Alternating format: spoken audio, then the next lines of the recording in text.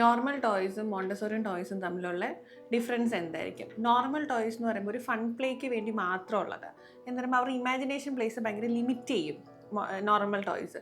മോണ്ടസോറിയം toys എന്ന് പറയുമ്പോൾ ഇങ്ങനെ ഒരു ആക്ടിവിറ്റി ബേസ് ചെയ്തിട്ടുള്ള ടോയ്സ് ആയിരിക്കും. അവിടെ അവരുടെ ഇമാജിനേഷൻസ് കൂടുതലായിരിക്കും, അവർ ക്രിയേറ്റീവായിട്ട് കാര്യങ്ങൾ ചെയ്യാൻ വേണ്ടി. പിന്നെ നാച്ചുറൽ പ്രൊഡക്ട്സ് വെച്ചിട്ടായിരിക്കും ഇതവർ ചെയ്യുന്നത് എപ്പോഴും. ഇപ്പം നമ്മൾ സിബ് ഓപ്പൺ ആൻഡ് ക്ലോസ് നമുക്ക് പഠിപ്പിക്കണമെങ്കിൽ അല്ലെങ്കിൽ അങ്ങനെ ചെയ്യണമെങ്കിൽ നമുക്ക് ഈ പറയുന്ന മോണ്ടസോറിയം ടോയ്സ് വെച്ച് ഭയങ്കര ബെനിഫിഷ്യൽ ആയിരിക്കും. അതുപോലെ തന്നെ നമുക്ക് പല ടൈപ്പ് ഉണ്ട്, സെൻസറി മാറ്റ്സ് ഉണ്ട്, പല ടൈപ്പ് ഓഫ് ടെക്സ്ചേഴ്സ് ആയിരിക്കും അതിനകത്ത് വരുന്നത് സെൻസറിയിൽ.